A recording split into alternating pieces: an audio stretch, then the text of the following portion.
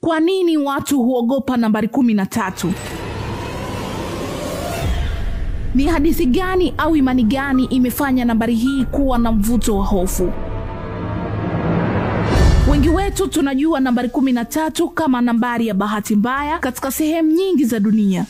Majengo mara nyingi hayajumuishi ghorofa ya 13. Hii ni kwa sababu watu huamini nambari hii inaleta bahati mbaya au matatizo. Lakini je, kwa nini nambari hii imevishwa jina la hofu na watu? Ni chanzo gani cha imani hii?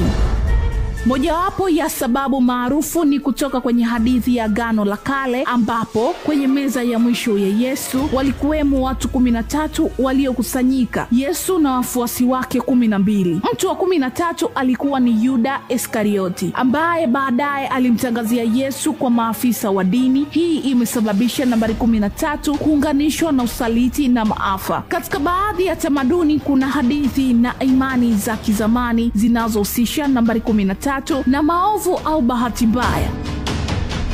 Kwa mfano, siku ya Ijumaa ya 13 imechukuliwa kuwa siku yenye bahati mbaya zaidi kwa wengi. Lakini wapo pia wanaosema hofu hii ni hadithi tu isiyo na misingi ya kweli, kana kwamba ni mtu binafsi kuamua kuamini au la. Wengine wanatumia nambari 13 kama alama ya mabadiliko au hata bahati nzuri, kwa kuwa wanataka kubadili maana ya nambari hiyo. Je, wewe unahisi nambari 13 ni bahati mbaya au ni hadithi tu? Tueleze maoni yako sehemu ya maoni.